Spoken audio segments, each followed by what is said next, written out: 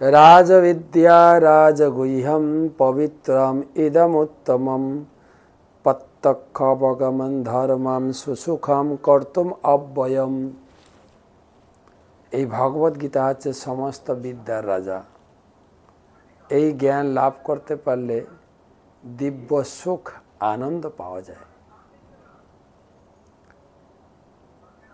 দ্বিতীয় শ্লোক অষ্টাদশ অধ্যায়।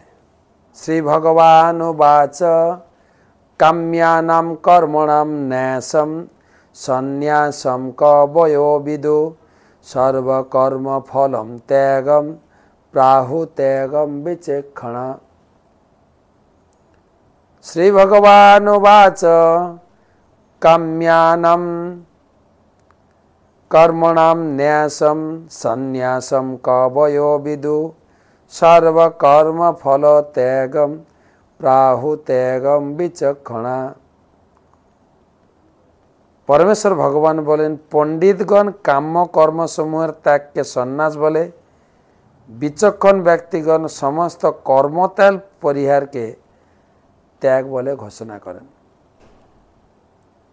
সন্ন্যাস আর ত্যাগ, অর্জুন প্রশ্ন জিজ্ঞাসা করেছেন, ভগবান সরাসরি উত্তর দিচ্ছেন। সাধারণ লোক বা পণ্ডিতেরা কর্মত্যাগকে ত্যাগ বলে, কর্মত্যাগ করে দাও। কিন্তু যারা ভক্ত, যারা বিচক্ষণ ব্যক্তি, তারা বলেন কর্ম করো, কর্মের ফল ত্যাগ করো। কেননা কর্ম না করে আমরা থাকতে পারবো না। তৃতীয় অধ্যায় এটি নির্ণয় হয়েছে। কর্ম না করলে কর্মফল থেকে মুক্তি হবে না, কর্ম না করলে এক্ষণ থাকতে পারবো না, কর্ম না করলে কর্মের ক্রিয়া প্রভাব থেকে, রিয়াকশন থেকে মুক্তি পাবো না। সেটা আলোচনা হয়েছেই, এখন আলোচনা হচ্ছে কর্ম আমাকে করতেই হবে। প্রকৃতপক্ষে কর্মের ত্যাগটাকেই বলে ত্যাগ।